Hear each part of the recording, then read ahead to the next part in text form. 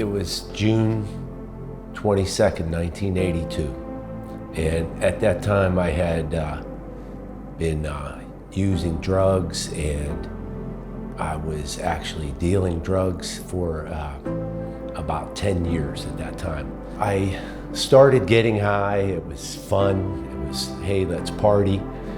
And then I realized over those series of nights that it wasn't fun anymore, it wasn't a party anymore, I was addicted. Actually, when John used to tell his story, I used to say, addiction, like I've never experienced that. What happened in the next few years was probably the perfect storm that led to my alcoholism. So John and I had traveled out of the country. We came back with an illness, saw several doctors. One of them put us on a medication that was eventually banned by the FDA because it caused people to have heart attacks, things like that. So I was starting to have really bad anxiety. But in that time, I said to my doctor, can I have a drink to calm myself down? Because I don't really want to go the medication route because of what happened.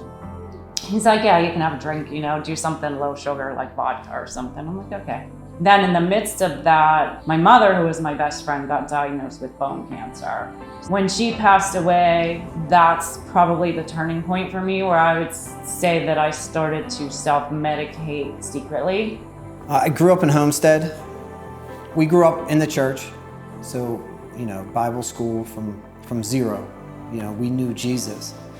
My parents split up when I was 13, and I remember I kind of got disenfranchised with the church at that point because of the way my mother was treated and the whole breakup. And so I broke away from God at that point. And I got really caught up in the street at that time.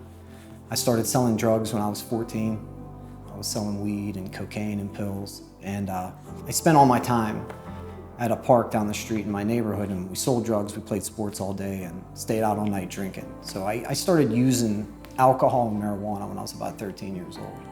My dad threw me out of the house when I was 17, as he should have. I was selling drugs, and I started to make a lot of money, got really caught up in the lifestyle, and it was around that time that OxyContin kind of came onto the scene, and all my friends were snorting pills. I didn't snort pills that often. I sold them, and I watched a lot of my friends go from the pills to heroin when they couldn't afford the pills anymore, and they would steal things and bring them to my apartment and sell it. And then when I broke up with my girlfriend, I just remember not really having any family or anybody around me that I felt like loved me, and just kind of alone. And that's when I really got into pills more. Back then, it was, not like it is now. I called rehabs over those couple evenings in like Florida, and they're like, you gotta jump on a plane right now, we have a room for you. And I hung up the phone, and I thought, I can't do that. And I'm like, what do I do? I'm at a place, I'm addicted. I would do these crazy things, like we might have one bottle of vodka in the house, and I would drink it, fill it up with water. So when he came home, he wouldn't know how much I had to drink. Our daughters were 3 and 5, okay? And I'm doing things that no mother should be doing. And I felt totally condemned. My self-esteem was on the floor. I'm doing a lot of lying, a lot of sneaking. I worked at night, so for me, that was my time when I didn't have my girls. So it made sense to me that, I could drink on the job. Again, crazy things that little Mary Pat would never have done. John's driving me to work so that I couldn't have a car and go out on my lunch and get alcohol. Then he has to wake the kids up at 1:30, come and pick me up. He's trying to keep us safe. My oldest daughter was graduating from kindergarten, and I showed up a little tipsy. And we're sitting in the aisle, and John's like, you were drinking? I'm like, no, I wasn't. He's like, yes, you were. I was like, no, I wasn't. And I was, obviously. They took me back to work, and so I waited till they pulled away, and I got in my car, and I went to the state store, and I got some more to drink. I went back to my desk. I ended up falling asleep at my desk. I wake up the next morning and I hear his voice, and I'm like, oh, brother. And then you're busted. I didn't get away with it, because somebody had brought me home. I don't even remember. I was in a blackout. I got really bad on the pills, and my habit got up to about $400 a day in pills, which I could support because I was selling drugs. I was selling about 10 pounds of weed a week. And my friend and I couldn't get any for a while. We went a few months without being able to get a big shipment so that's how we made our money. And so my income went away, but my habit kept growing. And it got to the point where I didn't have any money to get high. And it wasn't even about getting high at this point anymore. It was about getting off sick. I was just dope sick.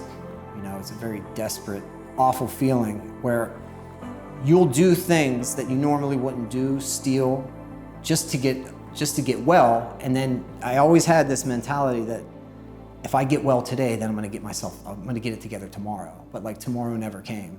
I got to the point one day where like I wanted to kill myself, but I was afraid to kill myself because I still had that part of me that thought, like, if I kill myself, I'll go to hell, right? Isn't that how that works with religion? So I had a knife the one day and I was thinking about, like, I had it on my wrist and I was like, I kept trying to like hold my breath and close my eyes and do it, and I couldn't. So it was that day that I decided to call my buddy who does heroin. I'm like, I know I can get heroin cheap. That was the first day I did heroin. And I still had those boundaries though, that like, well, I'm just gonna snort it. I'm not gonna shoot heroin. Like, that's what junkies do. I'm not shooting heroin. There was a day where I ended up with, I think I only had 20 bucks. It was the end of the night. Like 20 bucks wasn't gonna get me well, but I knew if I shot it, that not only would I be well, I'd be really high. And that was the first time I shot heroin. That went on from the time I was 22, 23, until I was about 30 years old, where I was robbing, stealing, in and out of the county jail, homeless, in and out of rehabs. So from that time, I really didn't have a house or anywhere to call home. And I was just lost. I remember I was so dope sick one time in jail. I was there for 6 months, and the first 30 days of it, I couldn't sleep because I was detoxing, and I had gone so long without sleeping that I started to hallucinate at night. And I remember crying, like I was in a cell with somebody I didn't know, so I was crying under my covers, begging God to kill me. I just wanted to die.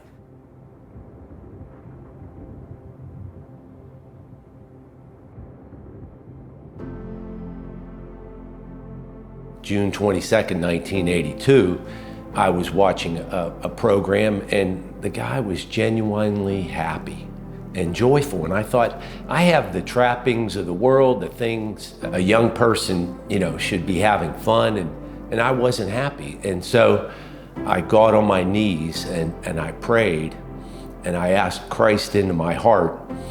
And I didn't realize, but I was probably on my knees for about an hour crying. And I got up, and when I got up, it was like a foot was taken off my chest.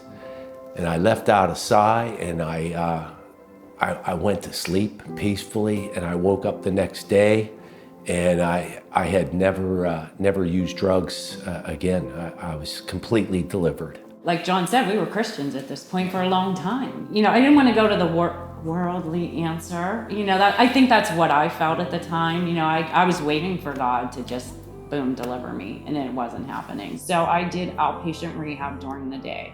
And this counselor says to me, Mary Pat, tell me something good about yourself. And literally I had nothing to say, not a thing. I hated myself. I hated the mother I was. I hated the wife I was. I hated the worker I was. I just hated myself because I was not in control of myself. Going to work, I know that sounds crazy, was a real pattern of my addiction. Okay, that's when I would maybe pick up alcohol, drink, whatever, because I was by myself. I wasn't taking care of my kids. So the counselor said, I'm not sure if you should go back to work. Is that a test you're willing to take? And I thought that was a really big question, and I talked to John about it. I came home and we talked about it, and he said, no, it's not a test we're willing to take. So I quit my job. I called a rehab that time, and I got myself into a rehab. I met this counselor. He was talking about how he was on heroin and how he got his life back together. So I started thinking, like, I'd really like to get my life back together. Like, now I'm up here. He kind of gave me a little bit of hope. So I started talking to him, going into his office. And he was like, well, what's your problem? I said, well, I'm a heroin addict. He said, yeah, but why do you do heroin? And I got to kind of the root of the problem. He explained it to me where it was like an iceberg, and the drug use was at the tip of the iceberg, but underneath were all these other things going on that weren't being addressed. That, drug use was a problem, but it wasn't the main issue.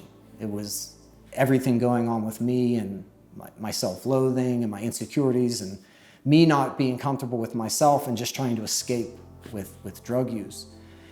And that missing family element, at least that I think I had, that love that was missing. And, you know, the hole in my heart where God used to be, that there was nothing there. He said, from here on out, you're just going to have to stop blaming things that have happened to you in your life or your bad situation on anybody, and just focus on today and what can you do today. Getting sober was something that I had to do myself, along with God, you know what I mean? But I had to do some work. I had to make some decisions. I had to take baby steps. I had to go through the process. And there was this guy, and again, never forget him. Every week he told me, Mary Pat, you're not a bad person, you're a sick person. You know, I had to process that. Romans 8:28, God works all things together for good to those that believe.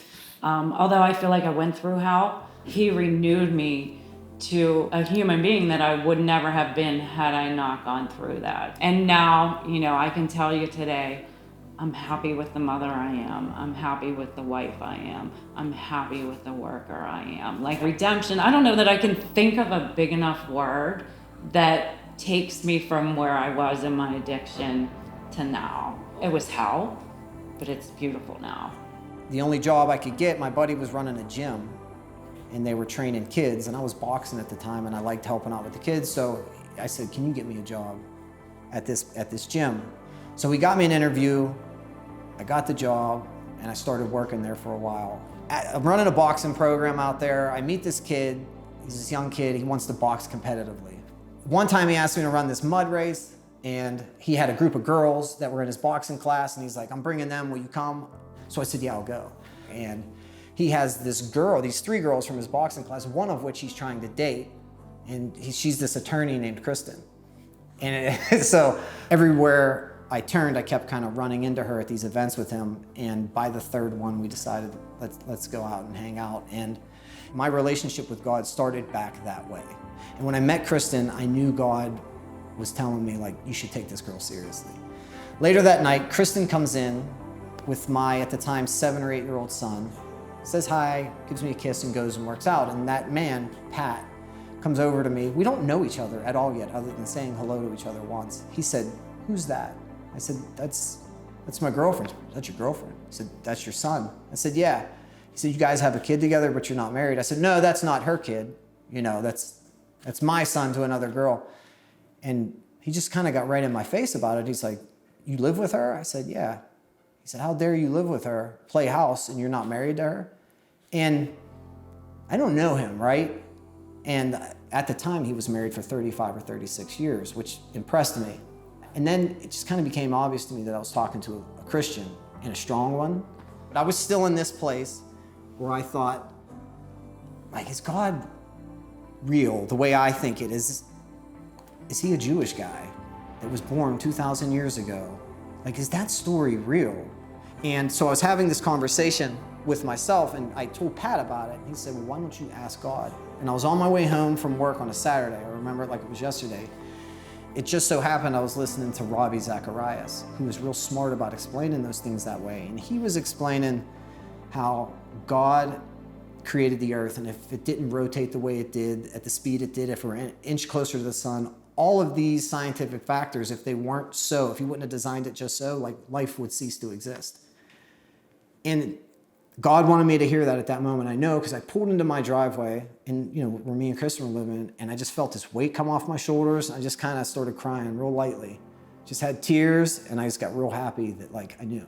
In my mind, I was at an intersection, and God said,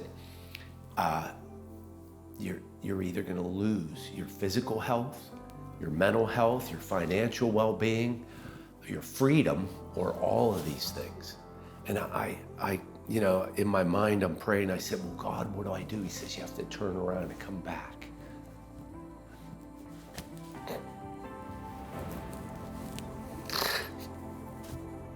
You have to turn around and come back toward me. And that's when I made that prayer. And I asked him into my heart. You know, you'll see me in tears sometimes if you're near me in church. Sometimes in worship, I'm in tears.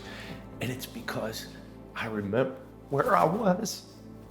And just how faithful and merciful and graceful God is to just come right where you're at and touch your life. It's just amazing.